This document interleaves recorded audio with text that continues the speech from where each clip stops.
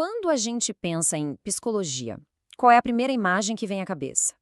Um consultório, certo? Aquele divã, uma conversa mais individual.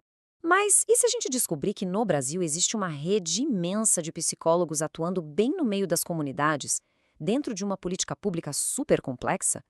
Pois é exatamente isso que vamos explorar aqui. O papel surpreendente e fundamental da psicologia no nosso Sistema Único de Assistência Social. E para começar, essa citação do filósofo Gilles Deleuze, que está no próprio material que orienta essa prática, já dá o tom da conversa. Ela fala sobre essa ambição de transformar a realidade social, de mirar num horizonte que às vezes parece impossível, mas que é totalmente necessário para a gente construir uma sociedade mais justa. E quem são as pessoas que encaram esse desafio? Olha só, um dado de 2010 já mostrava um retrato bem claro. Esse campo é, na sua imensa maioria, feminino. Quase 90% da força de trabalho é composta por mulheres. É um dado muito importante para a gente entender a dinâmica e as perspectivas desse sistema. Bom, aqui está o nosso roteiro. A gente vai entender a mudança de pensamento que criou o sistema, depois decifrar as siglas, mergulhar na prática do dia a dia e, no final, dar uma olhada nos desafios que vêm pela frente. Vamos lá? Para entender por que essa estrutura toda existe, a gente precisa dar um passo atrás. É preciso compreender uma virada de chave radical na maneira como o Brasil começou a enxergar a assistência social. E tudo começa, na verdade, com a redemocratização do país. A Constituição de 88 foi o grande marco zero. Ela transformou o que era visto como um favor, uma caridade, em um direito de todo cidadão e um dever do Estado. Depois veio a LOAS, em 93, que deu a base legal para isso.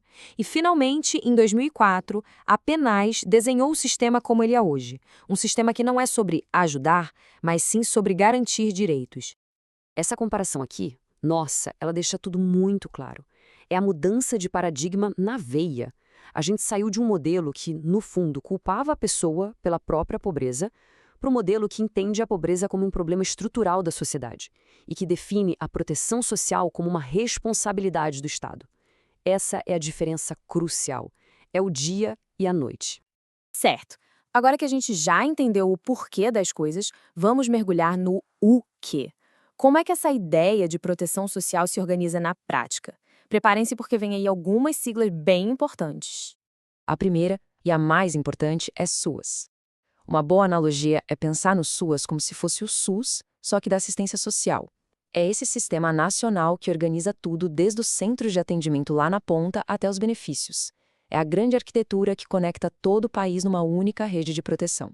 E se o SUAS é o sistema, o CRAS é a porta de entrada. É a unidade física, que fica lá nos bairros, nos territórios que mais precisam. É ali que as famílias vão para buscar apoio, se inscrever em programas sociais e, claro, encontrar a equipe de profissionais, incluindo psicólogos e psicólogas. Dentro desse sistema, o trabalho se divide em dois níveis.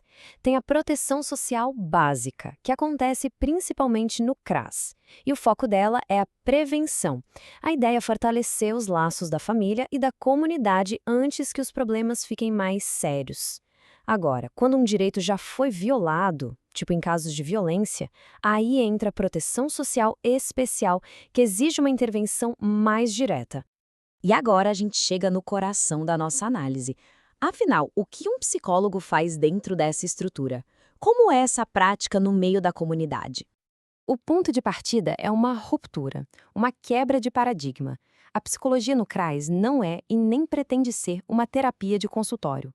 O objetivo não é só levar o modelo do consultório particular para o serviço público.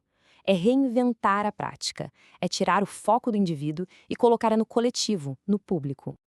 Então, o que guia essa nova forma de atuar? Primeiro, o foco vai todo para o trabalho em grupo, para as dinâmicas da comunidade.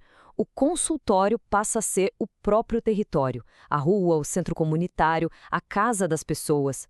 O trabalho busca fortalecer laços, promover autonomia e um ponto essencial, entender como as questões de raça, gênero e classe se cruzam e criam as situações de vulnerabilidade.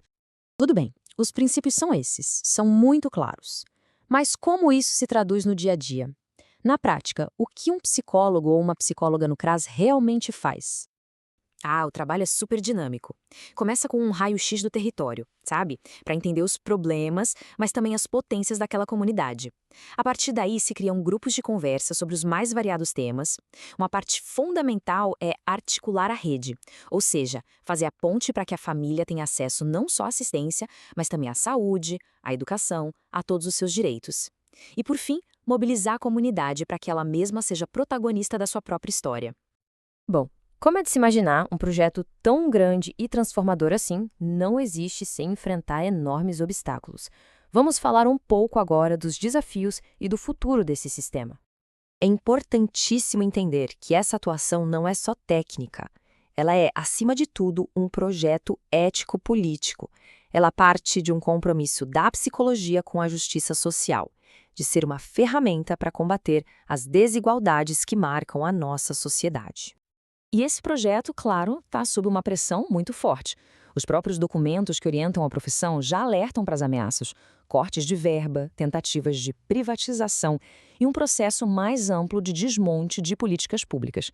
Manter esse modelo de proteção social de pé é um desafio constante. E a gente termina com uma questão que vai muito além da psicologia, né? Em um cenário em que os serviços públicos essenciais estão sempre sob ameaça, como nós, como sociedade, podemos garantir a proteção de quem mais precisa? A resposta, talvez, passe justamente por defender e fortalecer projetos como esse.